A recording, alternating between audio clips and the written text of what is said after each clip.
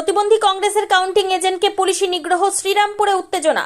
সোমবার পশ্চিমবঙ্গে 2026 সালের বিধানসভা নির্বাচনের ভোট গণনা চলাকালীন শ্রীরামপুর কলেজ চত্বরে এক প্রতিবন্ধী কাউন্টিং এজেন্টকে পুলিশি নিগ্রহের অভিযোগ উঠল।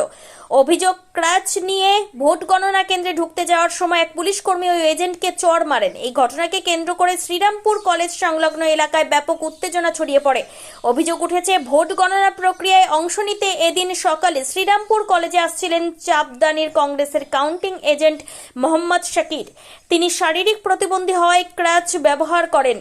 মোহাম্মদ শাকির যখন নিজের পরিচয়পত্র দেখে ভোট গণনা কেন্দ্রের গেট দিয়ে ভেতরে ঢোকার চেষ্টা করছিলেন, তখনই কর্তব্যরত পুলিশ কর্মীরা তাকে বাধা দেন বলে ক্ষোভের সাথে সংবাদ মাধ্যমকে জানিয়েছেন তিনি।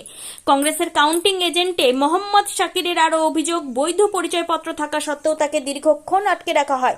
কেন তাকে ভোট কেন্দ্রের ভেতর ঢুকতে দেওয়া হচ্ছে না তা নিয়ে পুলিশের সঙ্গে তার বাদানুবাদ শুরু হয়। বচসা চলাকালীন আচমকায় মেজাজ হারান এক পুলিশ কর্মী। সেই পুলিশ কর্মী উপস্থিত সকলের সামনে শাকিরের পিঠে সজোরে একটি চড় মারেন বলে অভিযোগ। একজন শারীরিক প্রতিবন্ধী কংগ্রেসের কাউন্টিং এজেন্টের গায়ে পুলিশের হাত তোলার ঘটনায় ক্ষোভে ফেটে পড়েন তিনি। বিক্রম কর্মকারের report, crime press Bengal news.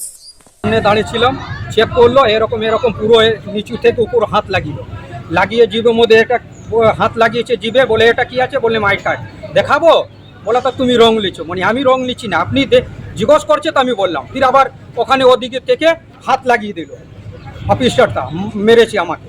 আপনি কোন দলের এজেন্ট? হ্যাঁ, আমি প্রীতম ঘোষ, INTUC কংগ্রেস? হ্যাঁ, কংগ্রেস, INTUC চাপদানি বিধানসভা 187। এটা কি ওটা ভালো করেছে? এটা রং। হ্যাঁ, বলছে কি যা বলবে তাকে বলে দে।